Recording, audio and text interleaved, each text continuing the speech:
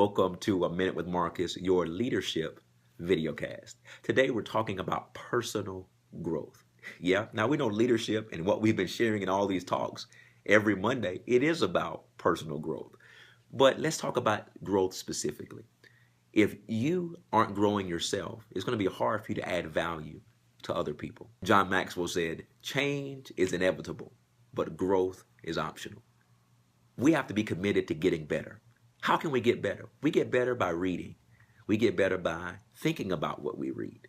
We get better by applying what we read. We get better by having conversations about what we read to gain greater understanding of what we read. Are you being an advocate for reading? Yes, I am, because you cannot grow personally without reading. See, someone has already written some insight that you need, but you have to find the book, find the blog, find the video cast that helps you grow.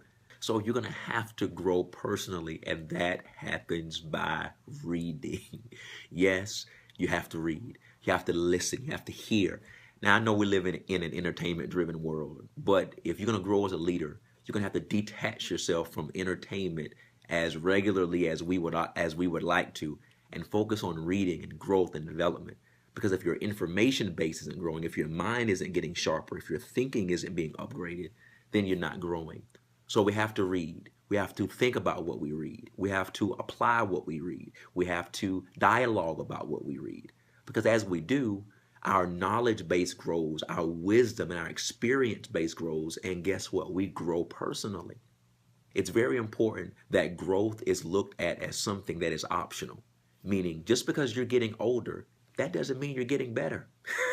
There are people who are old and they're old fools. They're old fools in departments. They're old fools running companies. They're old fools running nonprofit organizations, so on and so forth. So just because someone has had a position for a long time doesn't mean that they are the best or the most competent to lead in that particular area. So regardless of what status of leadership you're in, personal growth becomes a great separator.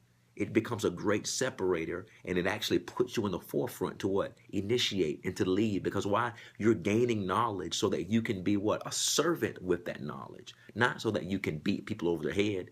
You're getting better yourself, not so you can walk around and gloat, say, man, look at what type of certification I got. No, it's about taking what you learn and serving other people with it, having the right spirit and the right attitude with personal growth.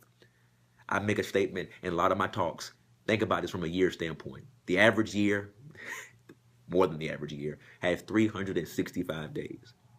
If you got 1% better every day and just took 65 days off, you would be 3 times better at what you do every year.